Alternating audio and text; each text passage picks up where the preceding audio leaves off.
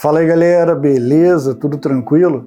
Hoje eu vou falar um pouquinho com vocês sobre o eu real, sobre o ser absoluto, a nossa natureza subjacente. Por que a gente não entra em contato com o eu real? Por que a gente não percebe a nossa natureza cósmica, a nossa natureza divina? Por que isso passa bastante distante da cabeça da maioria das pessoas? Porque a nossa identificação com o corpo, a nossa identificação com a mente e com os objetos que estão no mundo nos conduz a uma espécie de abismo de sofrimento. E essa identificação, ela é a raiz de todos os problemas. Quando a gente ignora, quando a gente deixa de lado, quando a gente não percebe essa nossa natureza real, mesmo que seja de forma pequenina, a gente acaba criando a dualidade. A gente cria a dicotomia. E nesse momento que a gente cria a dicotomia, a gente constrói, a gente modela, a gente confecciona uma máscara chamada ego, uma persona, uma personalidade, que significa justamente isso, máscara. E esse ego, ele busca o prazer incessante. E todo o prazer nasce necessariamente da memória, do sofrimento, das experiências passadas. E essas experiências também se solidificam na expectativa futura. Então percebam, esse eu que é gerado pelo processo de dualidade, de dicotomia, ele escapa ao presente, porque se fixa ao passado, tanto na memória quanto na expectativa futura também. E nesse momento a gente acaba se prendendo muito mais ao ego, a esse eu irreal, a esses diversos eus, do que propriamente a nossa natureza divina, tá? A gente não percebe a natureza divina. E para que a gente consiga perceber, pelo menos um pouquinho, é imprescindível que a gente compreenda que a gente não pode modificar os acontecimentos que surgem ao longo do nosso caminho, que surgem na nossa vida. As coisas surgem de tal forma e elas são como são. E é importante que a gente tenha pelo menos um pouquinho de sabedoria para perceber que as coisas têm que fluir. Mas isso não quer dizer que a gente não possa tentar modificar algo. O que a gente tem que fazer é perceber, é iluminar a consciência de tal forma, mesmo que seja de forma mínima, como um pequeno farol, ou então como uma espécie de isqueiro, ou então de fósforo, mesmo que seja uma luz pequenina, para que a gente perceba as coisas que a gente consegue mudar, que devem mudar, e as coisas que devem fluir de forma totalmente natural e são impossíveis de se transformar. Então, o que a gente tem que mudar não é o mundo exterior, mas é a nossa percepção frente ao mundo. Como é que a gente reage a esses acontecimentos que têm que fluir necessariamente? Como é que a gente sabe qual acontecimento, qual fato, qual coisa da vida a gente consegue modificar e qual coisa a gente não tem o menor controle, o menor poder? Na verdade, a gente não tem poder sobre nada, apenas sobre a percepção que a gente tem do mundo, tá? O que eu estou falando aqui é que a gente tem que modificar a forma de encarar algumas coisas que acontecem na nossa vida. Encarar sem raiva, sem mágoa, sem rancor, se possível com uma postura firme e consciente. Uma postura que dê valor à presença, enraizada na presença. Eu costumo dizer que a gente tem que encontrar uma espécie de resiliência espiritual e com base nessa resiliência a gente detectar o que pode ser mudado e o que não pode ser mudado. O problema é que a gente se identifica muito com o corpo e com a mente.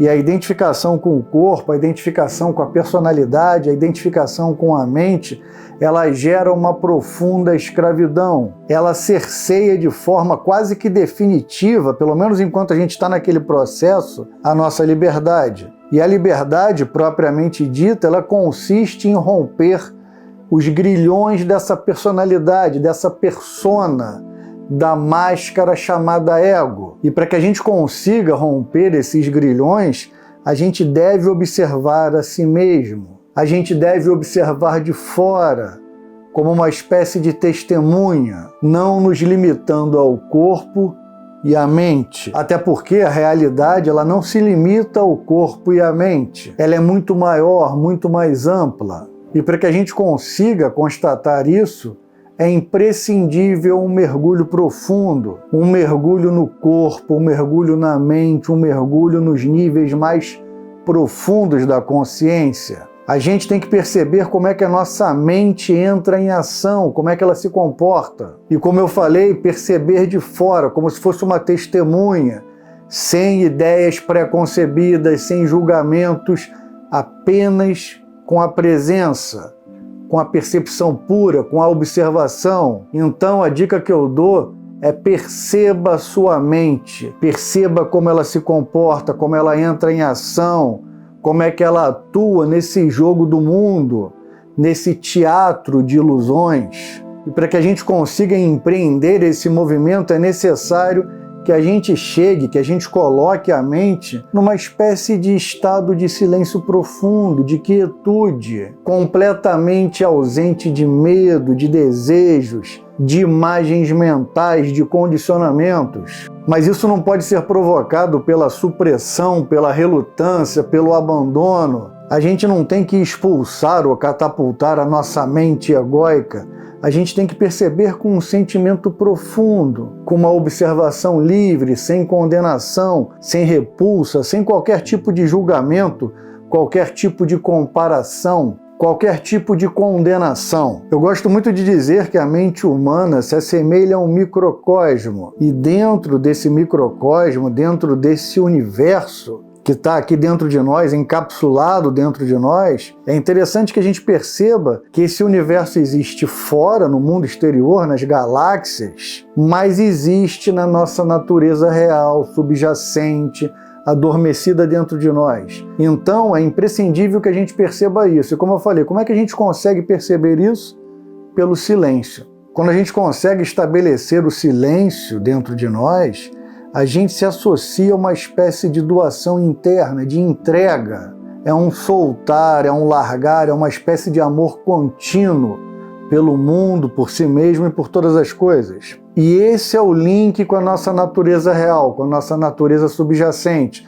Mas quando a gente se escraviza, quando a gente se prende ao ego, quando a gente se prende à mente, quando a gente se prende aos fenômenos do mundo, achando que só o mundo é real, o mundo concreto, a gente acaba se desconectando da nossa natureza divina, da nossa natureza real, do eu real. Então essa essência, essa camada mais profunda, ela permanece velada. O eu real, o ser absoluto, ele não pode ser percebido enquanto você acha que aquele iceberg imenso só contém realidade na ponta que está para fora da água. O eu real, na verdade, ele é o iceberg inteiro, não só a pontinha. Mas eu não estou falando aqui que o mundo que a gente vive, o que a gente chama de irreal, fora da essência, fora do ser, eu não estou falando que ele não existe, porque dentro da ilusão também existe a realidade. O que eu estou falando é que a gente percebe de forma equivocada. A gente percebe esse mundo que a gente vive, o mundo concreto, o mundo dos fenômenos, como exclusivamente o único mundo real. Mas, na verdade, ele é uma pequena ponta da realidade. Mas quando eu digo pequena, eu estou falando muito pequenina mesmo. Digamos que tenha 100% de realidade, somando todas as camadas, todos os planos astrais, mentais, causais, átmicos, búdicos, chame como quiser. Tem ali 100%. O mundo concreto que a gente vive, ele não chega nem a 0,1%, 0,2%. Ele é um negocinho miúdo. Por mais que seja lindo, se a gente comparar com os outros subplanos, ele é grotesco. Ele ainda é muito rudimentar. Mas, repetindo, ele também é repleto de beleza. Mas o que eu estou falando para vocês é que tudo que existe está dentro da consciência, tudo que existe está dentro do eu real. O problema é que a gente que a gente cria a ideia de que o corpo e a mente são a única realidade que existe. Então, quando a gente cria essa ideia extremamente equivocada, condicionada por valores antigos, por crenças limitantes, a gente acaba perdendo a verdadeira noção de quem somos, a nossa verdadeira natureza, a natureza cósmica, subjacente, que permanece, a pura presença. Então, a única forma da gente perceber essa natureza real, essa natureza subjacente, é um mergulho profundo, seja pela meditação ou seja pela autoinquirição, pelo autoquestionamento. Quem sou eu? De onde vêm esses pensamentos? Será que vem da mente? Será que esse mundo todo que está ao meu redor, ele existe porque eu existo ou ele existe porque além de mim existe algo muito maior ao qual eu estou conectado, que eu faço parte, mas escapa também a essa minha natureza efêmera enquanto indivíduo encarnado?